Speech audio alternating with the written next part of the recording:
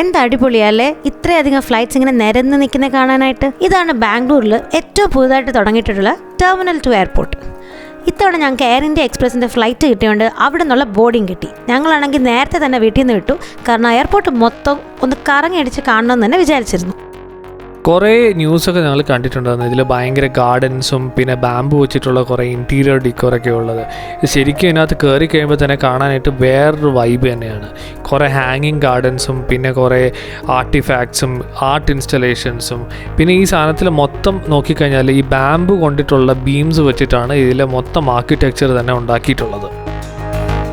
നമ്മൾ ഇത്രയും നാളും കേട്ടിട്ടുള്ളത് എയർപോർട്ടിൽ ചെന്ന് കഴിഞ്ഞാൽ അവിടുത്തെ ഫുഡ് തന്നെ വാങ്ങണം എന്നാണ്. പക്ഷേ ഇപ്പോൾ അങ്ങനെയൊന്നുമില്ല. നമുക്ക് നമ്മുടെ സ്വന്തം ഫുഡ് കൊണ്ടുവന്ന് നല്ല വിശാലമായിട്ട് അവിടെ നിന്ന് കഴിക്കാം. വേറെ ഇൻഫർമേഷൻ എന്താണെന്ന് വെച്ചാൽ എയർ ഇന്ത്യ എക്സ്പ്രസ്സിൽ ഓൾദോ അവർ 15 kg ആണ് ലിമിറ്റ് എന്ന് പറഞ്ഞെങ്കിലും പക്ഷേ അത് ഒരു ബാഗേജിന് മാത്രമേ ഉള്ളൂ. അപ്പോൾ നിങ്ങൾ 2-3 ബാഗേജ് 15 kg സ്പ്ലിറ്റ് ചെയ്യുകയാണെങ്കിൽ അതൊന്നും നടക്കില്ല. എന്തോ ഒരു തട്ടിപ്പാണെന്നാണ് എനിക്ക് തോന്നുന്നത്. ഈ എയർപോർട്ടിനകത്തൂടെ നടക്കുമ്പോൾ നമുക്ക് തോന്നും നമ്മളൊരു ഗാർഡനിൽ വാക്ക് ചെയ്യുകയാണെന്ന്. ചുറ്റിനും കുറേ പ്ലാന്റ്സ് ഉണ്ട്, ഒന്നും ആർട്ടിഫിഷ്യൽ അല്ല.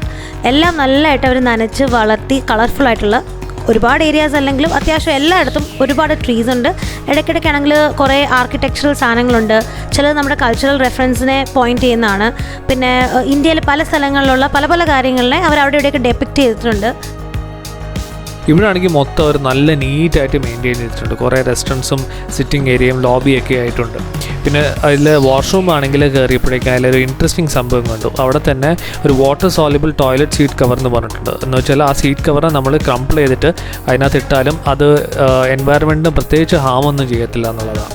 പിന്നെ നമ്മൾ നടന്നു പോയി അവിടെ ഒരു ലോബി ഏരിയയിൽ ചെല്ലുമ്പോഴേക്കും കുറേ റെസ്റ്റോറൻറ്റ്സും ഷോപ്സും ഒക്കെ ഉള്ള ഒരു സ്ഥലമെത്തും. കുറേ LED സ്ക്രീൻസും കുറേ ഇൻട്രസ്റ്റിംഗ് ആയിട്ടുള്ള ഇൻസ്റ്റലേഷൻസും ഒക്കെ നമുക്കവിടെ കാണാൻ പറ്റും.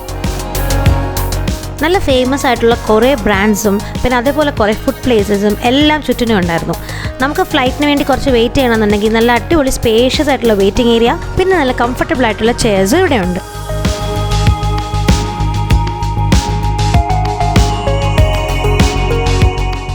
പിന്നെ ഇവിടെ 080 എന്ന് പറഞ്ഞ പ്രീമിയം ലോഞ്ച് ഉണ്ട്. നിങ്ങൾക്ക് ക്രെഡിറ്റ് കാർഡിൽ അതിൽ ലോഞ്ച് ആക്സസ് ഉണ്ടെങ്കിൽ അത് യൂസ് ചെയ്യാവുന്നതാണ്.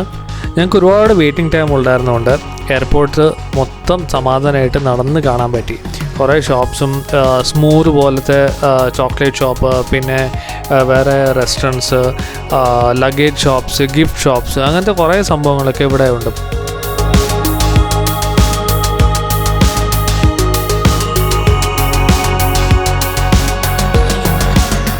അങ്ങനെ ഞങ്ങൾക്ക് മനസ്സിലായി ഞങ്ങളുടെ ഫ്ലൈറ്റ് ഇനിയും ഡിലേ ആണെന്ന്.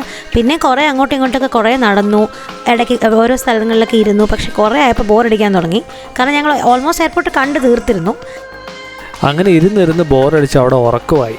പിന്നെ അത് കഴിഞ്ഞപ്പോഴേക്കും നമുക്ക് വീണ്ടും വിശപ്പ് തുടങ്ങി. അപ്പം അവിടെ തന്നെ കുറച്ച് നല്ല റെസ്റ്റോറൻറ്റ്സ് ഒക്കെ ഉള്ളതിൽ ഏറ്റവും നല്ല ഒരെണ്ണം നോക്കിയെടുത്തു. ഇതൊരു ഇൻ്റർനാഷണൽ ബ്രാൻഡാണ്, Wolfgang Puck എന്നും പറഞ്ഞിട്ട്. അത്യാവശ്യം ഡീസൻറ്റ് റേറ്റിലൊക്കെ ഉള്ള ഒരു കോണ്ടിനെൻ്റൽ ഡിഷസൊക്കെ കിട്ടുന്ന ഒരു റെസ്റ്റോറൻ്റ് ആയിരുന്നു.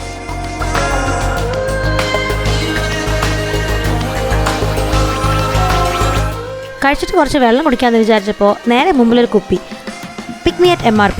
നമ്മൾ നോക്കിയപ്പോൾ എന്താ, ഒരു കുപ്പി വെള്ളത്തിന് 250 രൂപ. ആ കുപ്പി നമുക്ക് വേണ്ട, ഞങ്ങളങ്ങ് തീരുമാനിച്ചു. T1 എയർപോർട്ടിനെ വെച്ച് കമ്പയർ ചെയ്ത് നോക്കിയാൽ ഇവിടെ പലയിടത്തും വളരെ കംഫർട്ടബിൾ ആയിട്ടുള്ള കുറേ ഡിഫറെൻറ്റ് ടൈപ്സ് ഉള്ള സീറ്റിംഗ് ഉണ്ട്. സത്യം പറഞ്ഞു കഴിഞ്ഞാൽ ഇത്ര നേരം വെയിറ്റ് ചെയ്തപ്പോൾ ഇതൊക്കെ വളരെ അത്യാവശ്യമുള്ള കാര്യമായിട്ട് ഞങ്ങൾക്ക് തോന്നി. അങ്ങനെ 3-4 മണിക്കൂറിൻ്റെ വെയിറ്റിങ്ങിന് ശേഷം അവസാനം നമ്മുടെ ഫ്ലൈറ്റ് ബോർഡിങ്ങിന് വേണ്ടി അവർ വിളിച്ചു.